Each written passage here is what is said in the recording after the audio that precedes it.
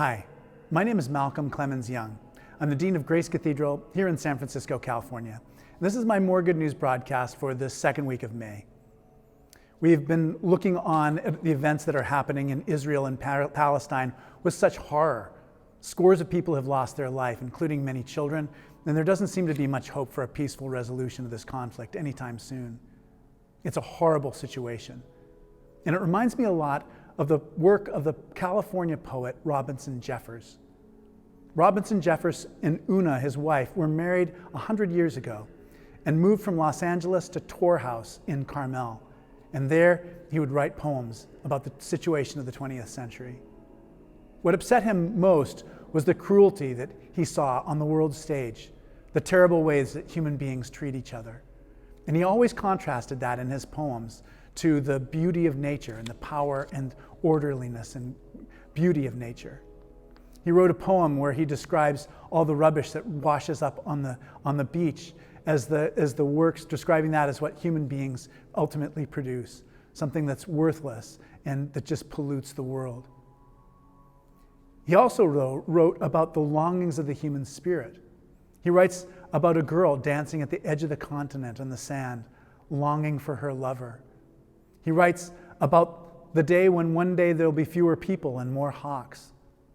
He was invited at his 51st, when he was 51, to go and give his first poetry reading. And he was there at Harvard University giving the poetry reading, and somebody asked him to comment on a line from Orestes about falling in love outward. And this is what he said: "The feeling, I say, the certitude that the world, the universe, is one being, a single organism, one great life, and includes all life and all things, and is so beautiful it must be loved and reverenced, and in moments of mystical vision, we identify ourselves with it." We are falling in love outward with the world.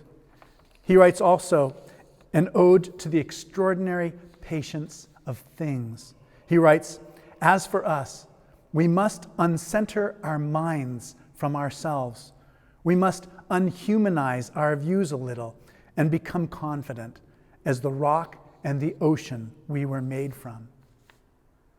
It is so difficult to see how cruelly human beings can treat each other, how systems of oppression distort the human spirit. But we still, all of us, regardless of what's happening in our lives, have access to a gift that God gives us every day, and that's the gift of the natural world. We can look into the sky, we can see the beauty in the spring flowers, and we can be healed and made whole again. Thanks very much for watching.